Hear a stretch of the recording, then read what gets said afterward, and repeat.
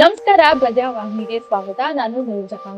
ನಾಯಕತ್ವ ಬದಲಾವಣೆ ಮತ್ತು ಸಚಿವ ಸಂಪುಟ ಪುನರ್ರಚನೆ ಗೊಂದಲದ ನಡುವೆಯೂ ರಾಜ್ಯ ರಾಜಕಾರಣದಲ್ಲಿ ದಾವಣಗೆರೆ ದಂಗಲ್ ತೀವ್ರ ಸ್ವರೂಪ ಪಡೆದುಕೊಂಡಿದೆ.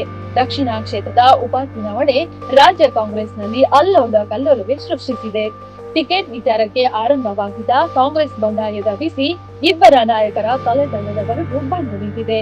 ಪಕ್ಷದ ಶಿಸ್ತನ್ನು ಉಲ್ಲಂಘಿಸಿದ್ದಕ್ಕಾಗಿ ಈ ನಿರ್ದಾಕ್ಷಿಣ್ಯ ಕ್ರಮ ಎಂದು ಕೆಪಿಸಿಸಿ ಹೇಳಿದ್ದರೂ ಇದರ ಸುತ್ತ ಅನುಮಾನದ ಹುತ್ತ ಕಡಿದು ನಿಂತಿದೆ.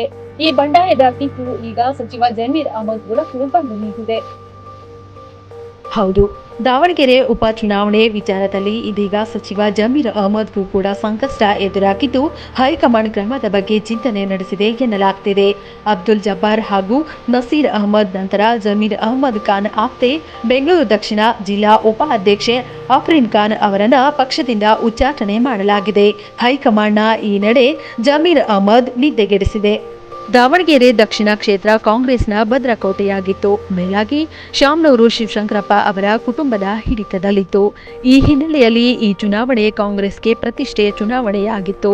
ಇದೀಗ ಅಲ್ಪಸಂಖ್ಯಾತರ ನಾಯಕರ ಅಸಮಾಧಾನದಿಂದ ಕಾಂಗ್ರೆಸ್ ಇಲ್ಲಿ ಗೆಲ್ಲುವುದೇ ಅನುಮಾನ ಎಂದು ಪಕ್ಷದ ಆಂತರಿಕ ವರದಿ ಹೇಳುತ್ತಿದೆ. ಇದೇ ಕಾರಣಕ್ಕೆ ಕಾಂಗ್ರೆಸ್ ಮುಸ್ಲಿಂ ನಾಯಕರ ವಿರುದ್ಧ ನಿರ್ದಾಕ್ಷಿಣ್ಯ ಕ್ರಮ ಕೈಗೊಳ್ಳುತ್ತಿದೆ. ಇನ್ನು ಅಲ್ಪಸಂಖ್ಯಾತರು ಬಂಡಾಯವೇಳಲು ಪ್ರಚೋದನೆ ನೀಡಿದ್ದೇ ಸಚಿವ ಜಮೀರ್ ಅಹಮದ್ ಎಂಬ ಆರೋಪ ಕೇಳಿಬಂದಿದೆ.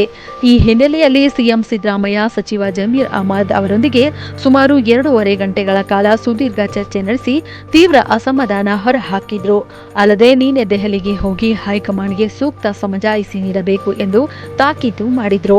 ಇದರಿಂದ ಕೇರಳ ವಿಧಾನಸಭಾ ಚುನಾವಣೆಯಲ್ಲಿ ಸ್ಟಾರ್ ಕ್ಯಾಂಪಿಯನರ್ ಆಗಿದ್ದ ಜಮೀರ್ ಅಹಮದ್ ರಾಜಕೀಯ ಭವಿಷ್ಯ ಇದೀಗ ತೂಗುಯ್ಯಾಲೆ ಆಗಿದೆ. ಒಟ್ಟಾರೆ ದಾವಣಗೆರೆ ದಂಗಲ್ ಕಾಂಗ್ರೆಸ್ ಹಾಗೂ ಅಲ್ಪಸಂಖ್ಯಾತರ ಸಮುದಾಯದ ನಡುವೆ ದೊಡ್ಡ ಸಂಕಟವನ್ನು ಸೃಷ್ಟಿಸಿದೆ. ಕಾಂಗ್ರೆಸ್ ಮುಸ್ಲಿಂ ಸಮುದಾಯದ ನಾಯಕರು ನೇರವಾಗಿ ಸಚಿವ ಜಮೀರ್ ಅಹಮದ್ ವಿರುದ್ಧ ತಿರುಗಿಬಿದ್ದಿದ್ದಾರೆ. ಈಗಾಗಲೇ ಇಬ್ಬರು ನಾಯಕರ ತಲೆದಂಡರಾಗಿದೆ. ಜಮೀರ್ ಅಹಮದ್ ಹೋರಾಟದಲ್ಲಿದ್ದಾರೆ. ಹೈಕಮಾಂಡ್ ಹಿಟ್ ಲಿಸ್ಟ್ನಲ್ಲಿ ಜಮೀರ್ ಅಹಮದ್ ಸಹ ಇದ್ದು ಅವರನ್ನ ಸಚಿವ ಸ್ಥಾನದಿಂದ ಕೈಬಿಡುವ ಬಗ್ಗೆ ಹೈಕಮಾಂಡ್ ಚಿಂತನೆ ನಡೆಸಿದೆ ಎನ್ನಲಾಗ್ತಿದೆ. ಆದ್ರೆ ಒಂದು ವೇಳೆ ಜಮೀರ್ ಅಹಮದ್ ಅವರನ್ನ ಏಕಾಏಕಿ ಸಚಿವ ಸ್ಥಾನದಿಂದ ಕಿತ್ತು ಹಾಕಿದ್ರೆ ದೊಡ್ಡ ರಾಜಕೀಯ ಬೆಳವಣಿಗೆಗೆ ದಾರಿ ಮಾಡಿಕೊಟ್ಟಂತಾಗುತ್ತದೆ. ಅಲ್ಲದೆ ಕಾಂಗ್ರೆಸ್ನ ಬಹುದೊಡ್ಡ ವೋಟ್ ಬ್ಯಾಂಕ್ ಮುಸ್ಲಿಂ ಸಮುದಾಯದ ಕೆಂಗಣ್ಣಿಗೆ ಗುರಿಯಾಗಬಹುದು ಎಂಬ ಉದ್ದೇಶದಿಂದ ಕಾದು ನೋಡುವ ತಂತ್ರಕ್ಕೆ ಮೊರೆ ಹೋಗಿದ್ದಾರೆ.